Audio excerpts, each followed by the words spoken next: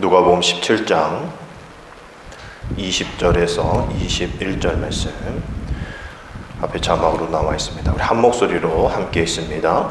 바리새인들이 하나님의 나라가 어떤 때에 임한가 묻거늘 예수께서 대답하여 이르시되 하나님의 나라는 볼 수 있게 임하는 것이 아니요 또 여기 있다 저기 있다고도 못하리니 하나님의 나라는 너희 안에 있느니라. 아멘.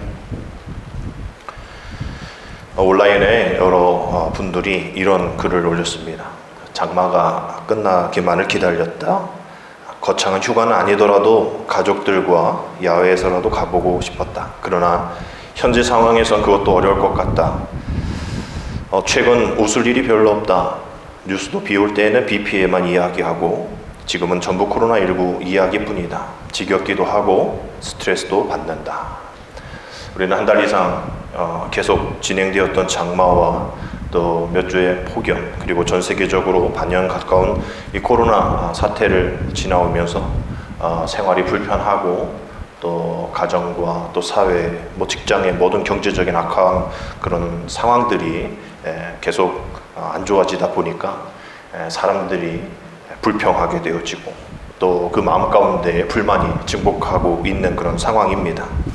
그렇지 않아도 많은 사람들이 노심초사 조심조심 방역에 힘쓰고 또 불편함을 참고 있는 그런 상황 속인데 방역 수칙을 지키지 않은 일부 교회로 인하여서 모든 교회가 지금 욕을 먹고 있는 상황인 것이죠. 이 상황에 선은 목자교회 유기선 목사님이 칼럼을 통해서 이런 말씀하셨습니다. 사회에 무리를 일으키는 목회자와 교회에 대한 언론 보도를 접할 때마다 마음이 무너지는 것 같습니다. 나는 그 목사와 달라, 우리 교회는 그 교회와 달라 라고 말하고 싶지만 비기독교인들에게는 어떤 그리스도인이나 이름은 하나입니다. 예수 믿는 사람입니다. 어떤 교회든 이름은 그저 교회일 뿐입니다. 한국교회 개혁 대상이 따로 있지 않습니다. 바로 우리 자신이 개혁되어야 할 사람이요 우리 교회가 개혁 대상입니다. 하루빨리 반드시 교회가 또 목회자들이 의해서 이러한 회개가 진정한 회개가 일어날 때에 교회 개혁은 시작될 것입니다. 이렇게 이야기하시면서 마지막에 당신의 교회에 대한 이야기를 하시더라고요. 요즘 나라와 민족 한국교회를 위해 매일 밤 10시 교인들과 함께 기도합니다. 기도하며 웁니다. 답답해 울고 두려워 울고 안타까워 웁니다.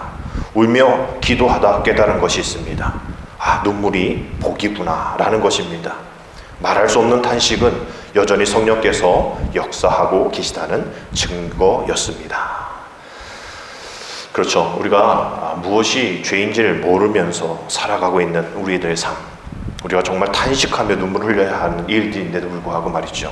우리가 그것이 탄식에 눈물이 없는 것 정말 두려워해야 될 일들입니다. 심판은 언제 오는가? 더 이상 회개할 것이 없다고 생각할 때에 심판이 오는 것이죠. 저와 여러분들에게 다시 한번 질문합니다. 우리도 한국 교회를 위해 또 이 한국 사회를 위해 눈물을 흘리며 탄식하며 기도했는가? 말할 수 없는 탄식으로 구하였는가? 그 기도가 결코 중단되어지지 않았는가라는 질문이죠.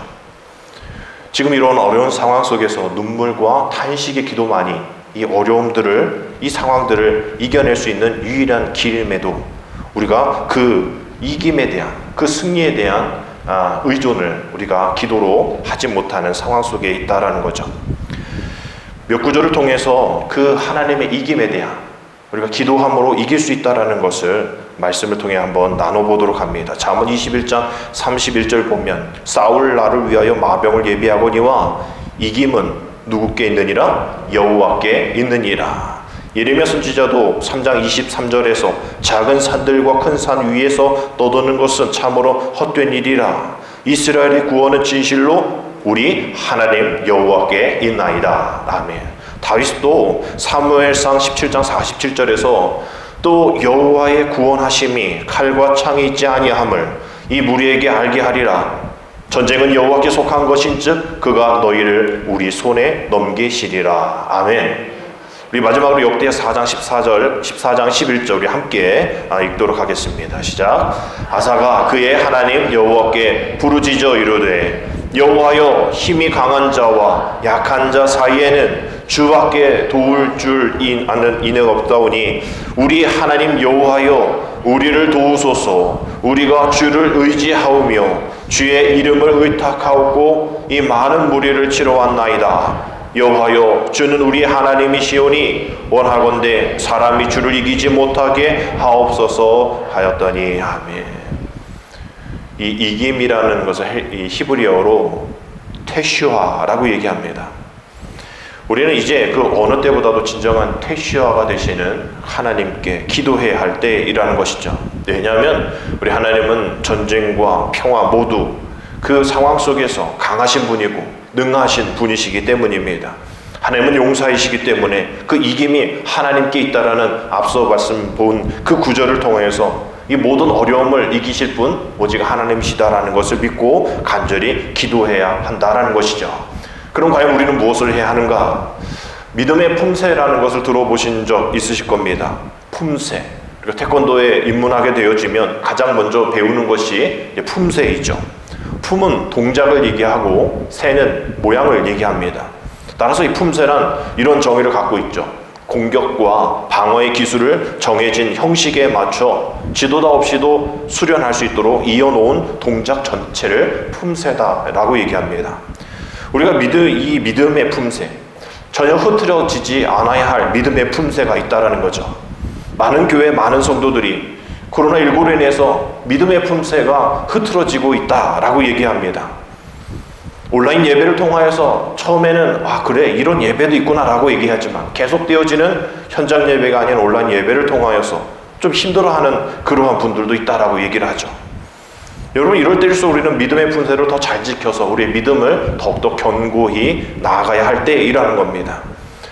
우리가 이렇게 이런 믿음의 품새와 같이 우리가 견디며 나가야 되는 상황 속에서 어쩌면 가장 필요한 것이 버티기가 아닌가 생각합니다. 씨름에 보면 안다리, 또 밭다리, 배지기, 대치기 이러한 많은 기술이 있는데 씨름에서 또 많은 이 씨름을 하시는 분들이 이야기할 때에 가장 많이 사용되어지는 기술은 의외로 버티기다라고 얘기해요.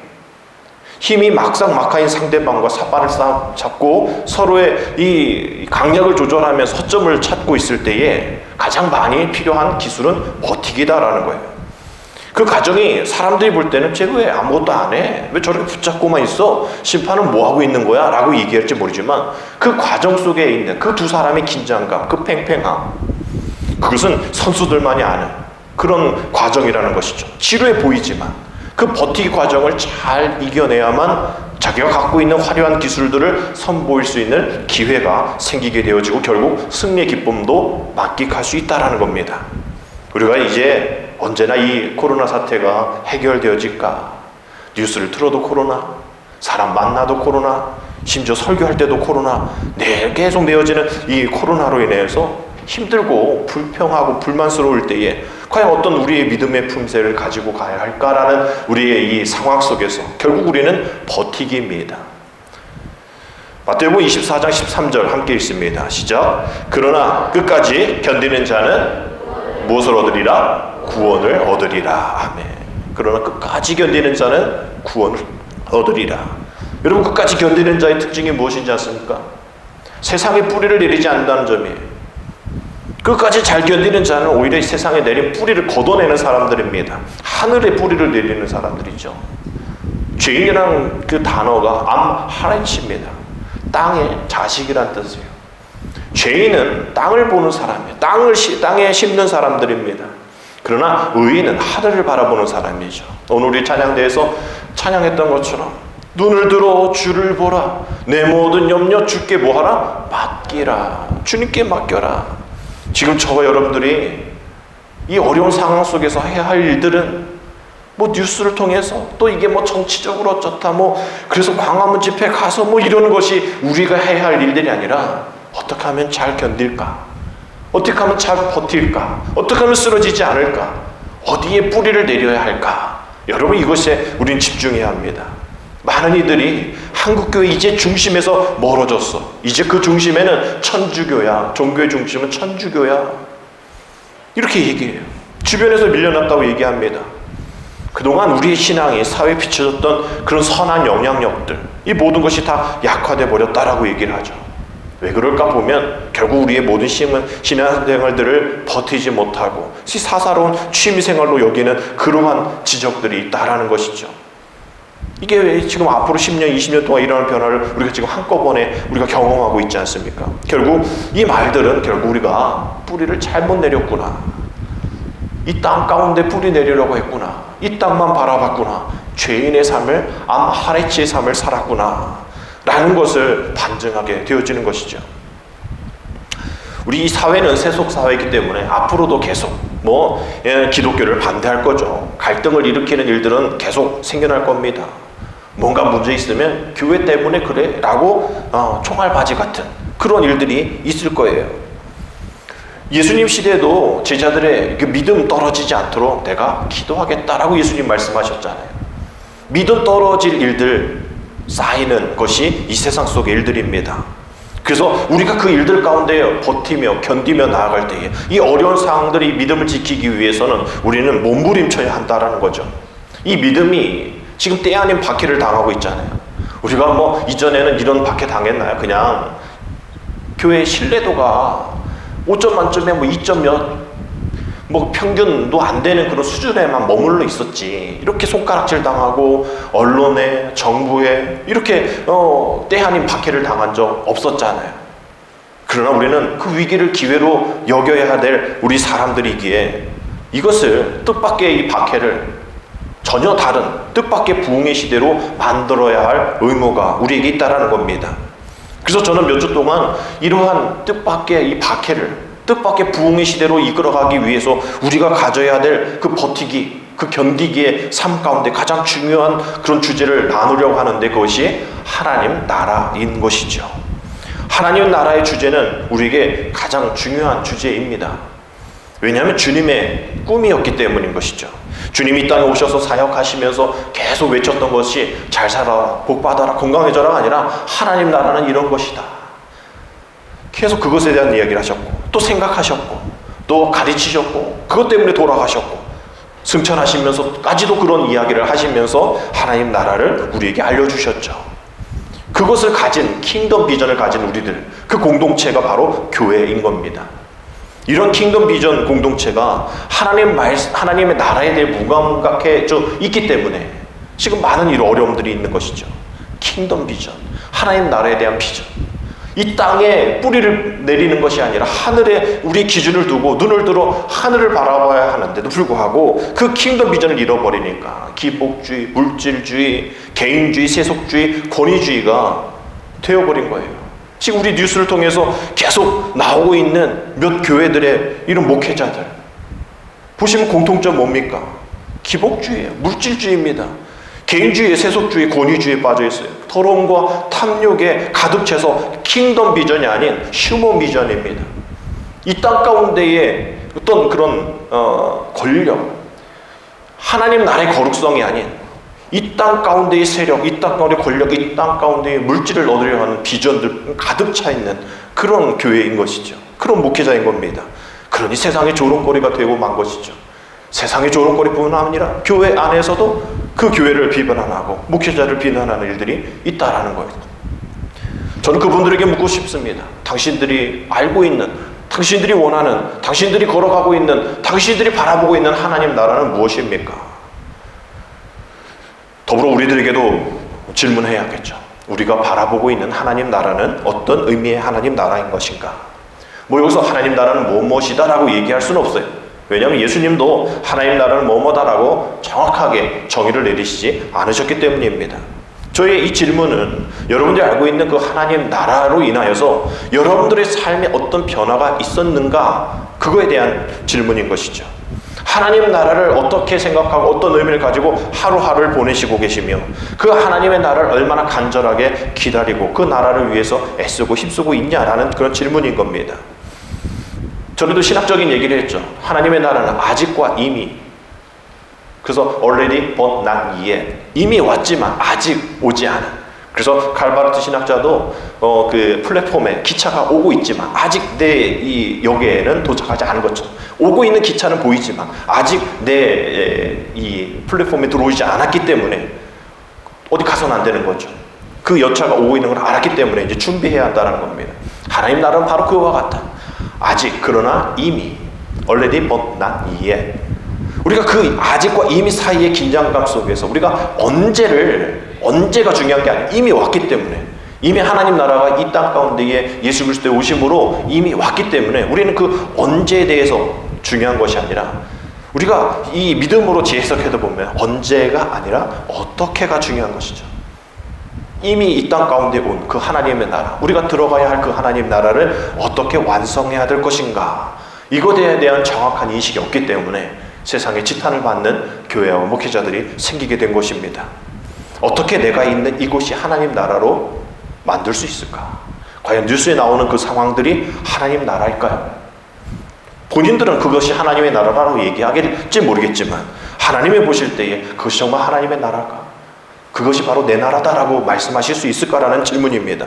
어떻게 하면 내 마음이 날마다 하나님의 공의를 지키는 하나님의 나라가 될 수 있을까에 대한 질문을 하며 살아가자라는 것이죠. 하나님의 나라는 헬라어로 바실레아라고 얘기합니다. 바실레아. 이 바실레아라는 의미가 통치라는 의미를 갖고 있는 것이죠. 그래서 우리는 이렇게 마태복음 3장 2절을 볼 수 있습니다. 회개하라, 천국이 가까워왔느니라. 즉 이 천국이라는 단어를 통치라고 얘기하면, 회개하라. 왜? 하나님의 직접 통치가 이제 시작됐다. 이제부터 시작됐느니라. 세례 요한도 얘기하고 예수님도 얘기하시잖아요. 이제 천국이 임할 텐데 그 천국이 무엇이냐? 잘 먹고 잘 사는 것, 아프지 않은 것, 그것이 천국만이 아니라 하나님이 직접 통치하시는 그것이 바로 하나님 나라, 천국이다. 그것을 위해서 먼저 뭐 해라? 회개해라 라는 이야기를 하시는 것이죠. 복음을 갈망하는 이 시대에 하나님께서 우리에게 원하시는 것은 하나님의 직접 통치이십니다. 인간의 나라가 아닌 하나님의 나라가 되어서 하나님을 꿈꾸고 또 예수님의 그 하셨던 일들을 우리가 실현하고 또 성령님께서 우리의 도우시는 일들을 통해서 우리가 소망하며 인내하며 참고 견디며 행할 일들을 우리 한국교회에, 전세계 교회의 믿음의 사람들에게 지금 실종되었다고 얘기하는 그 교회의 권력, 권한, 또 신뢰, 이러한 것들을 다시 품는 자들이 되라. 이제 감소되어지는 일이 아니라 이제 차고 일어나라 말씀하시는 것을 바라봐야 한다는 거죠. 며칠 전에 예장통합에서 뭐 총회가 있었는데 결과를 보니까 10년 사이에 계속 줄어들고 있고, 그 예장통합뿐만 아니라 우리 감리교도 그렇고 많은 교단들이 다 줄어들고 있죠. 10년 새에 5만 명 줄어들었다 예장통합이 얘기를 합니다. 가장 부흥하고 있는 그런 교단인데도 불구하고 말이죠.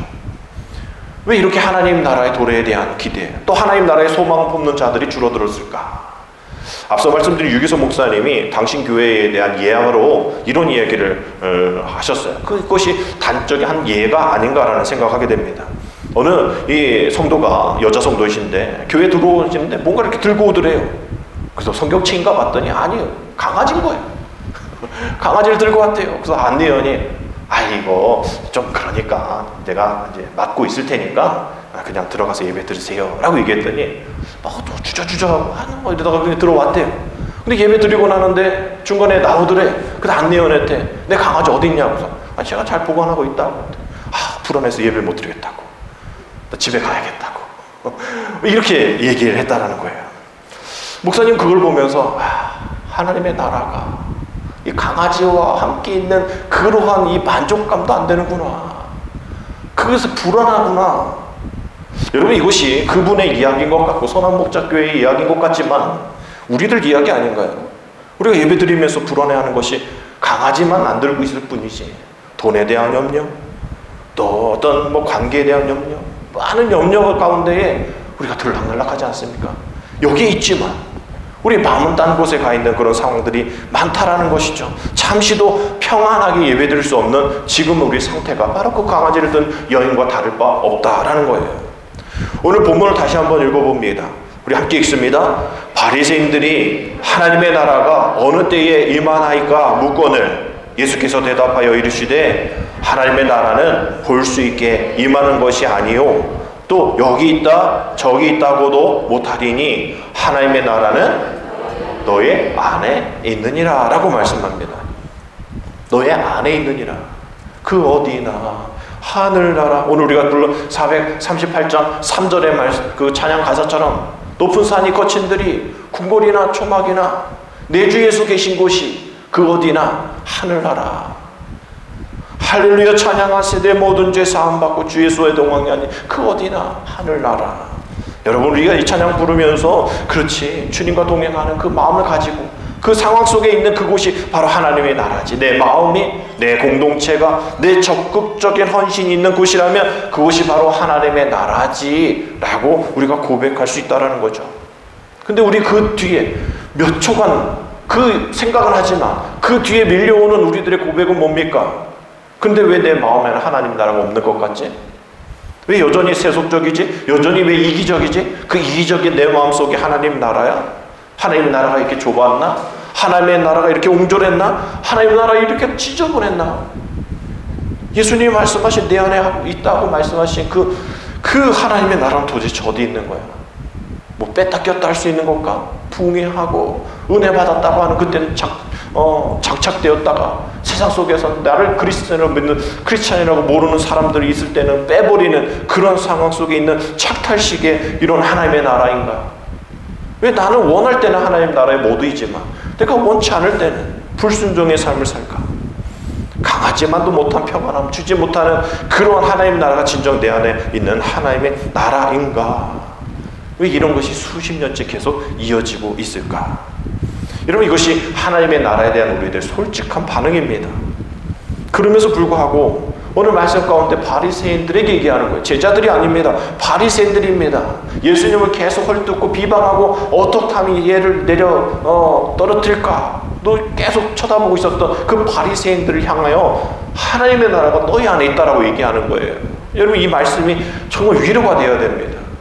예수님을 따라다녔던 제자들에게 하는 말씀이 아니라 그 많은 그 악의로 가득 찬 그 바리새인들에게 하나님 나라가 그래도 네 안에 있어 라고 얘기하는 거예요. 여러분 위로가 되지 않아요? 저와 여러분들의 마음 아닙니까? 바리새인과 같이 그냥 해석하려고 하고 하나님이 주신 마음 내 마음으로 바꿔버리는 그러한 상황 속에 있었던 우리들.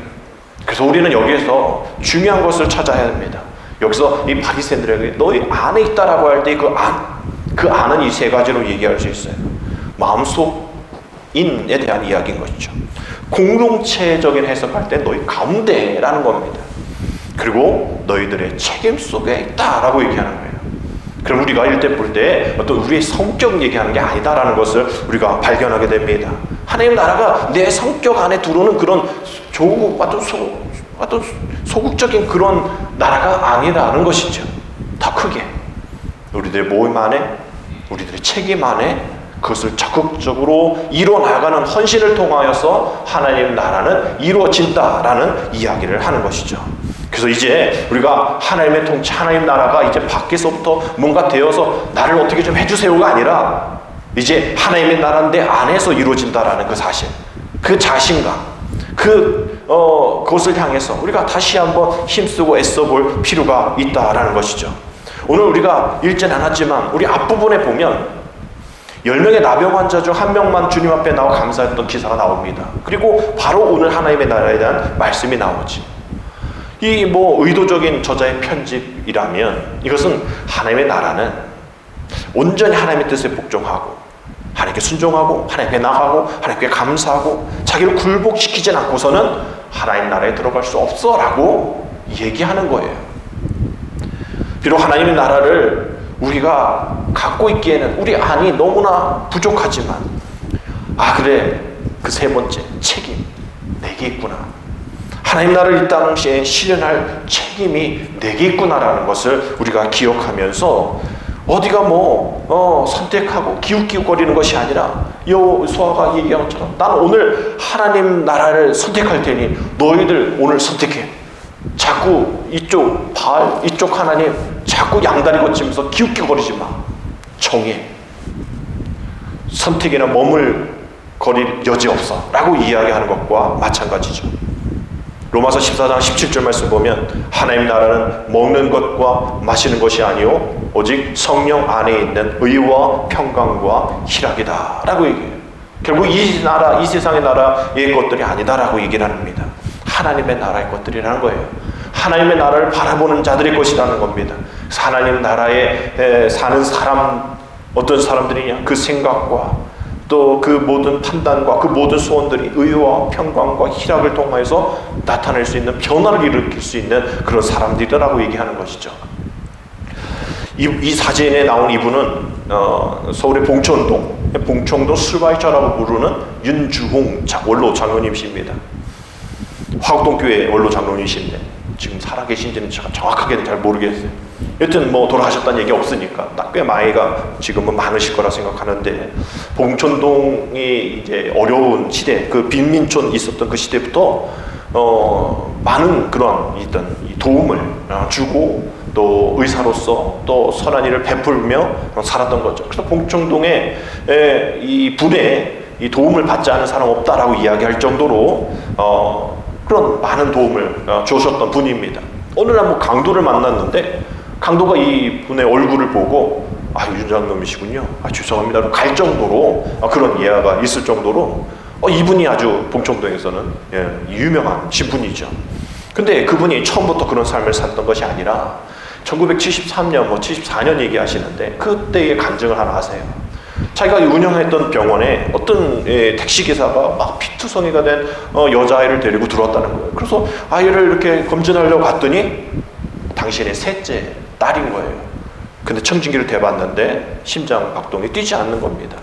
결국은 자기 딸을 사망 선고를 할 수밖에 없는 그런 상황 속에 있었던 것이죠. 그래서 이 일들이 있은 후에 견딜 수 없어서 고통의 날들을 위해서 의사 가운 벗고 병원 문 닫고 미친 듯이 계속 딸아이의 무덤 왔다 갔다 하면서 살았던 거예요. 근데 계속 그런 상황을 이뤄가고 있는 날, 어떤 날에 어린 소녀를 안고 울고 있는 할머니를 만납니다. 그래서 그 할머니의 만남을 계기로 다시 의사의 일들을 하는데, 그 아이가 아저씨는 누구예요? 난 의사야. 근데 왜 가운을 안 입고 있어요? 라고 그 한 마디에 내가 이런 사람, 내 딸은 죽었지만 내가 이 아이를 고칠 수 있는 그런 의사지 라는 그런 마음을 알고 다시 병원을 열고 다시 의사로서 그러한 소외된 이웃을 위해 봉사하게 되었다는 거예요. 그래서 봉천동 슈바이처라는 이름을 내기까지 계속 그 일들을 행했던 겁니다. 세상의 모든 아이들을 자식처럼 돌보게 하기 위하여서 다시 한번 내 안에 있는 하나님 나라를 다시 보여주옵소서 하면서 계속 기도했던 것이죠. 그러면서 이런 얘기하는 거죠. 영어인데 상처가 scar, SCAR이라는 단어를 쓰고, 상처를 통해 별, 스타처럼 빛나게 하옵소서. 한 글자 차이인데 scar, 상처가 star, 별이 되어지는 그 삶을 살게 하옵소서. 한 글자지만 내 상처가, 내 경험이, 내 아픔이 많은 이들을 살릴 수 있는 별이 되게 하여 주옵소서. 하나님 나라를 품고 있는 사람들의 자세입니다. 상처가 있고 아픔이 있지만 나는 그렇게 할 수 없어라는 그러한 어려움들이 있지만, 바리새인 같은 우리들이지만 우리 주님은 우리를 별과 같이 보신다는 거죠. 그 안에 하나님 나라가 있고 그 배반하고 돌아섰던 제자들 기대하시는 거죠. 앞으로 큰 일들을 감당할 믿음의 제자들. 그래서 하나님 나라의 소명자, 하나님 나라의 사명자로 우리를 부르실 때에 주님 분명 기대하고 계십니다. 바리새인 같은 나이지만 우리가 그것에 대해서 하나님 나라를 이루기를 원해?